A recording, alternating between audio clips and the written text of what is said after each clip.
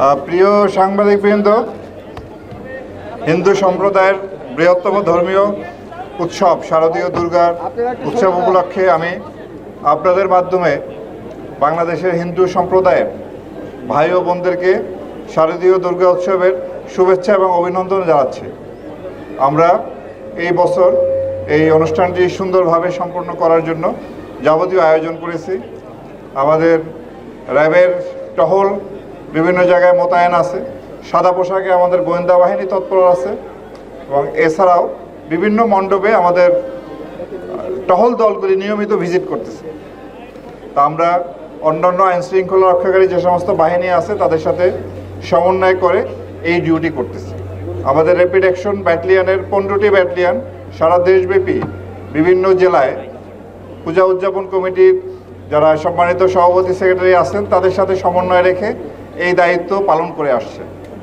আমরা আশা করি এবারের পূজাটি খুব সুন্দরভাবে আমরা সম্পন্ন করতে সম্ভব হব।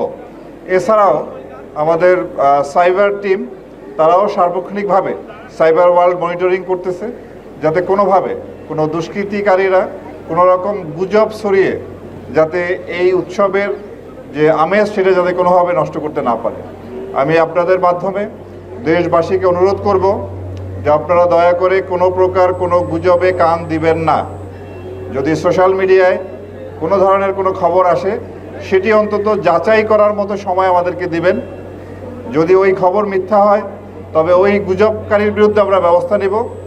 আর যদি সত্যি সত্যি কোনো ঘটনা সোশ্যাল মিডিয়ায় আসে যার সত্যতা আছে সেটাও আমরা অনুসন্ধান করে ওর বিরুদ্ধে আইনানুগ ব্যবস্থা গ্রহণ করব। সুতরাং এই গুজবকারীরা যাতে কোনোভাবেই সফল না হয় সেদিকে আমাদের সতর্ক থাকতে হবে। আমরা জানি যে এই পূজা শুরু হওয়ার পর গতকাল থেকে এর কার্যক্রম শুরু হয়েছে। আমরা এই পর্যন্ত সারা দেশে বিচ্ছিন্ন কিছু ঘটনা ঘটেছে এবং প্রতিটা ঘটনায় আমরা আইনানুগ ব্যবস্থা নিয়েছি। সুতরাং যাতে আর কোনো ঘটনা ঘটতে না পারে সেজন্য আমরা সচেষ্ট আছি।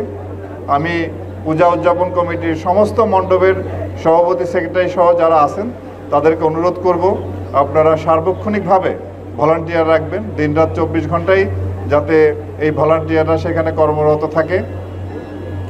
আর এছাড়াও যাতে পর্যাপ্ত আলোর ব্যবস্থা থাকে রাতের বেলা সেটাও নিশ্চিত করতে হবে এবং যারা এখানে পূজা দেখতে আসবেন তারা যাতে নির্বিঘ্নে আসতে পারে সেদিকে আমরা লক্ষ্য রাখব। বিশেষ করে মা বোনরা এবং ছোট ছোট শিশুরাও প্রচুর সংখ্যায় এরা পূজা মণ্ডপে আসে। সুতরাং যাতে কোনো রকম কোনো ইপটিজিং বা এই ধরনের ঘটনা ঘটতে না পারে সেজন্য কিন্তু আমরা সর্বাত্মকভাবে সচেষ্ট আছি। তো আমরা আশা করি সবাই মিলে আমরা এবার এই উৎসবটি সুন্দরভাবে শেষ করতে সক্ষম হব। আপনাদেরকে অসংখ্য ধন্যবাদ।